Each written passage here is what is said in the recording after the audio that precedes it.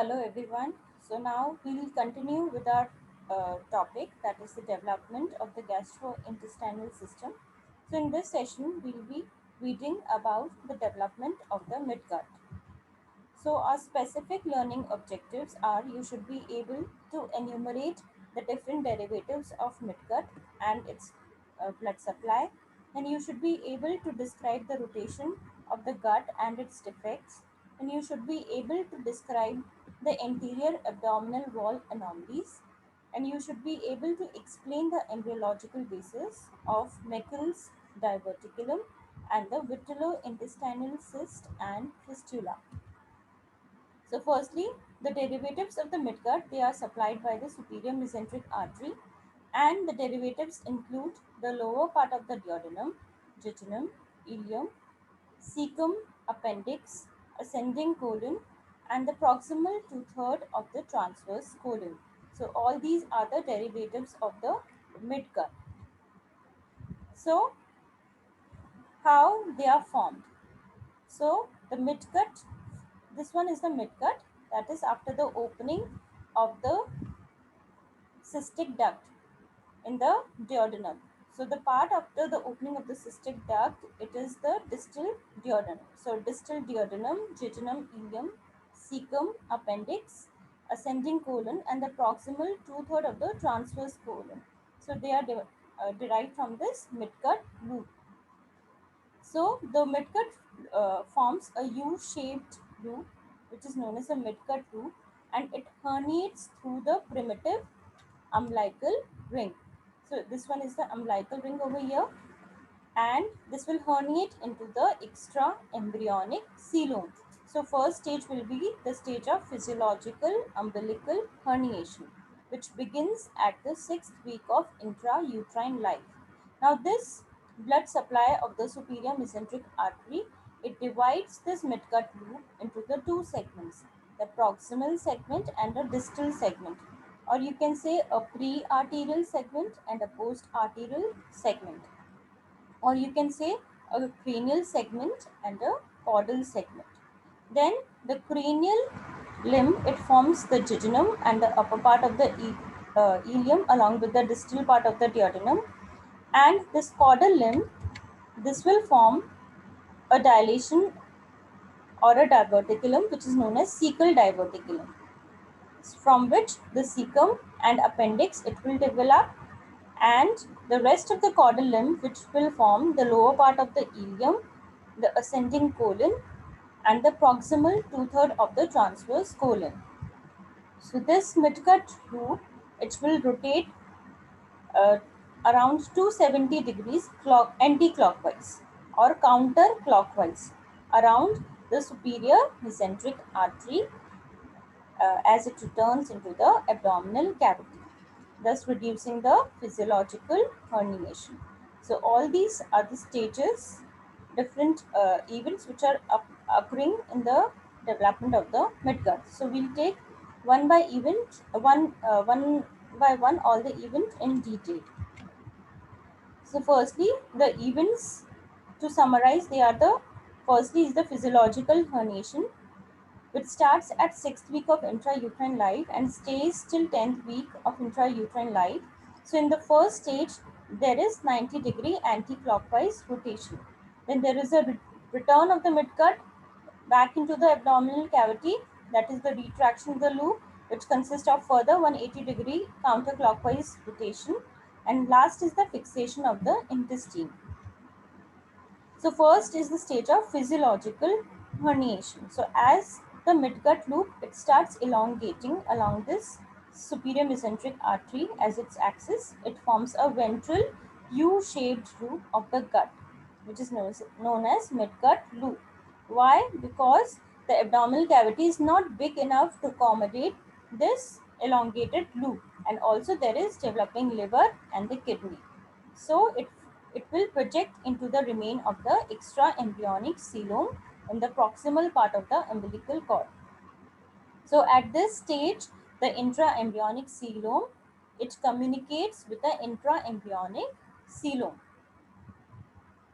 Now this midgut loop of the intestine is a physiologic umbilical herniation, as it is come out from the abdominal cavity into the extraembryonic cilium. So this is a stage of physiologic umbilical herniation, and this occurs at the beginning of 6th week of intrauterine loop, in 6th week of intrauterine life. So the loop communicates with the umbilical vesicle through a narrow omphalomesenteric duct or the vitellointestinal duct, which is also known as, this umbilical vesicle is also known as yolk sac. So this vitellointestinal duct is known as yolk stalk, and this communication stays until 10th week of intrauterine life. So the stage of physiological herniation, it starts from 6th week and stays till 10th week of intrauterine life, and it is characterized by elongation of the midgut loop into the which causes it to herniate into the extraembryonic cilium through the vitellointestinal duct. So what is the cause of herniation? There is not enough room in the abdominal cavity for the rapidly growing midgut, and there is a shortage of space which is mainly caused by relatively massive liver and the kidneys that exist during this period. So that is why there is a stage of physiological herniation. Now, what are the different segments of the midgut loop? The midgut loop has got a cranial and a caudal segment, or a pre-arterial and a post-arterial segment, which is suspended from the dorsal abdominal wall by an elongated mesentery which carries its blood supply, that is the superior mesenteric artery. There is an omphaloenteric duct which is attached to its apex where the two limbs join. So this one is the omphaloenteric or the vitellointestinal duct. Now the cranial limb, it will grow rapidly and it will form the small intestine, but the caudal limb, it gives a small diverticulum which is known as cecal swelling, and it forms this fecal swelling, it is the primordium for the cecum and the appendix. So now the rotation of the midgut loop starts. So the midgut loop, it rotates 90-degree counterclockwise. So this one is the counterclockwise, looking from the ventral side, that is from the side of the vitellointestinal duct. So it will rotate counterclockwise around the axis of superior mesenteric artery. So now the cranial limb, it will come to lie on the right side of the abdominal cavity, and the caudal limb to the left. And during this rotation, the cranial limb, it will elongate and it forms the intestinal loop. Now you can see, according to this position, when it will retract back, it will go behind the superior mesenteric artery, and rest of the limb, when it will retract, it will come to lie in front of the superior mesenteric artery. Okay. So now the retraction of the midgut loop. So during the 10th week, the intestines return to the abdomen, that is known as the reduction of the midgut hernia. Now the small intestine formed from the cranial limb, it returns first. ठीक है, small intestine जो होगी वो पहले अंदर जाएगी, passing posterior to the superior mesenteric artery, and it will occupy the central part of the abdomen. Now as the large intestine returns, it further undergoes 180-degree counterclockwise rotation. So as this one is the post-arterial limb, it was going down, so it is further rotating by 180-degree. So later it comes to occupy the right side of the abdomen. So over here you can see it has come to occupy the right side of the abdomen, and then because of the elongation of the posterior abdominal wall, the ascending colon, it becomes recognizable. It also elongates.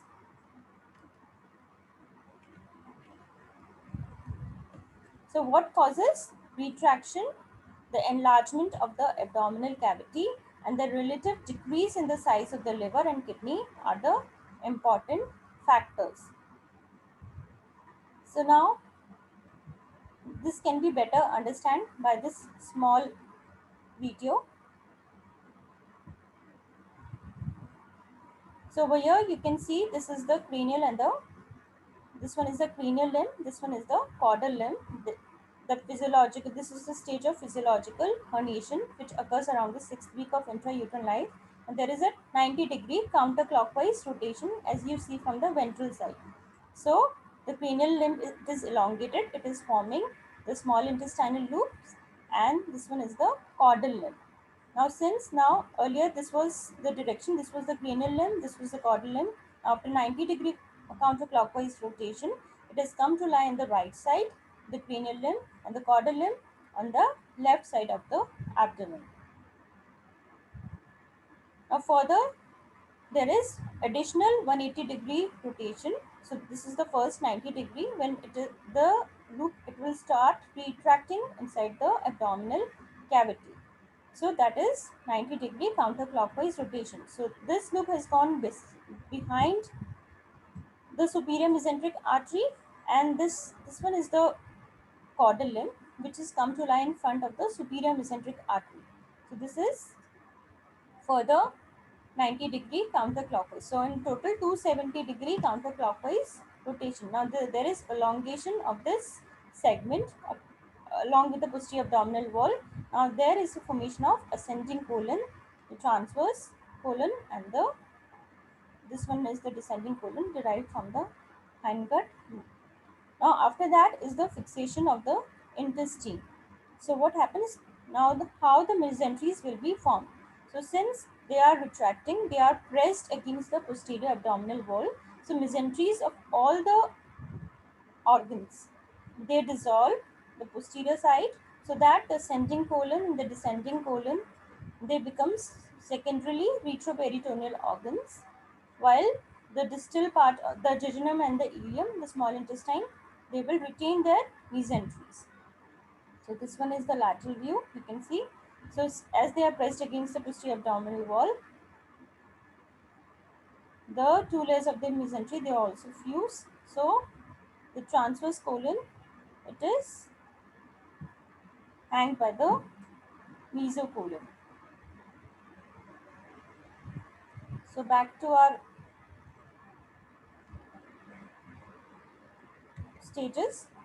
Now there is and also first question, why does the cranial limb it retracts first? This is because of the appearance of the cecal diverticulum, which does not allow the caudal limb to enter first. So it enters the last. Now the fixation of the intestine. So as the intestine enlarge and lengthen and assume their final position, their mesenteries, they are pressed against the posterior abdominal wall. So the mesentery of the ascending colon, except the jejunum and the ileum. These are the small intestinal loop. This one is this ileum. This one is the transverse mesocolon. So the mesentery of all the colon, except that of the ileum and the jejunum, fuses with the parietal peritoneum on this wall, the posterior abdominal wall, and they will disappear. Consequently, the ascending colon, it becomes retroperitoneal organ, right? So this is how the fixation of the intestines occur. And there is only a fan-shaped mesentery, uh, which extends from the duodenojejunal flexure till the ileum, which suspends the small intestine. Now the formation of cecum and the appendix. Now there is an appearance of the cecal swelling or the cecal diverticulum around the 6th week of intrauterine life. So this cecal swelling also divides this midgut loop into the pre-cecal and the post-cecal segment. So this elevation, it occurs at the anti-mesenteric border of the caudal limb. Now the apex of the cecal swelling, it does not grow as the rest of it. So the distal end of the cecal bud, it forms a narrow diverticulum which is known as appendix. So this appendix, it increases rapidly in length, so that at birth it is relatively a long tube arising from the distal end of the cecum. So after the birth, the wall of the cecum, it grows unequally.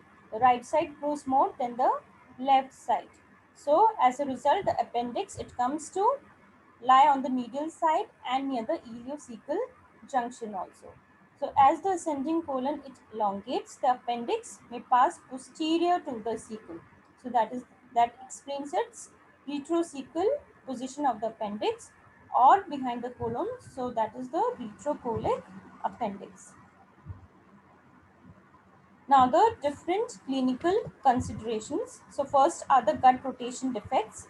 So when uh, uh, there is a defect in there is the midgut tube, it undergoes only a partial counterclockwise rotation, then such type of defects are known as the malrotation defects.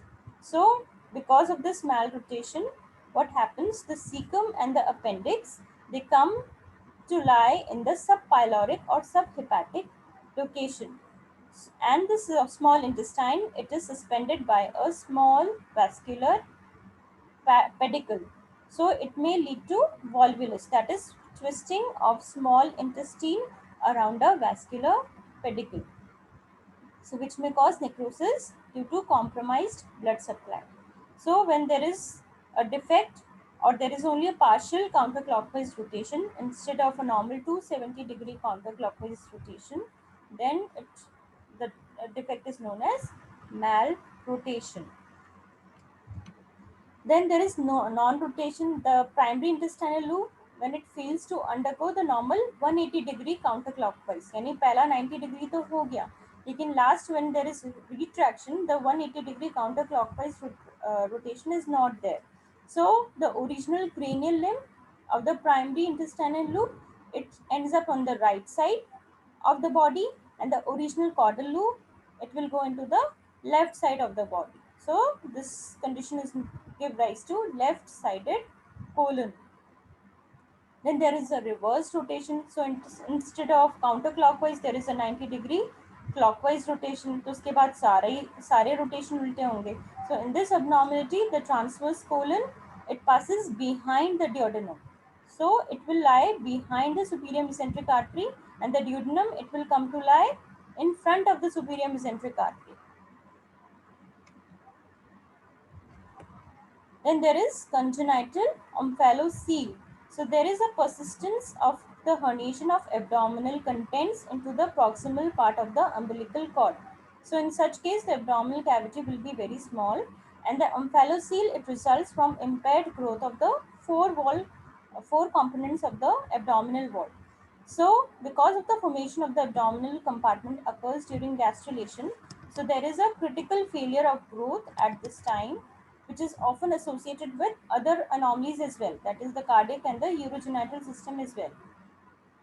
And the covering of this hernial sac is the epithelium of the umbilical cord, and it is a derivative of amnion. So in this, there is a herniation of the intestinal loop, but it is covered by a membrane or an amnion.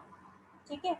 So omphalocele, they are associated with other congenital anomalies like trisomy 13, trisomy 18, or Beckwith-Wiedemann syndrome. And there is an increased level of alpha fetoprotein.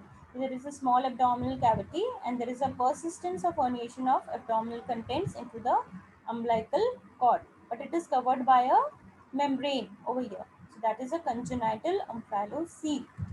Now, it is often confused with gastroschisis, which literally means split stomach, but actually it is a split abdominal wall. So it is more common in males than in females, and it occurs when there is a defect in the ventral abdominal wall, and it is usually situated on the right side of the umbilical ring, through which there is a massive evisceration of the intestines, and other organs may also herniate, and it is not covered by any membrane. So they are not covered by peritoneal membrane, and they are directly exposed to the amniotic fluid.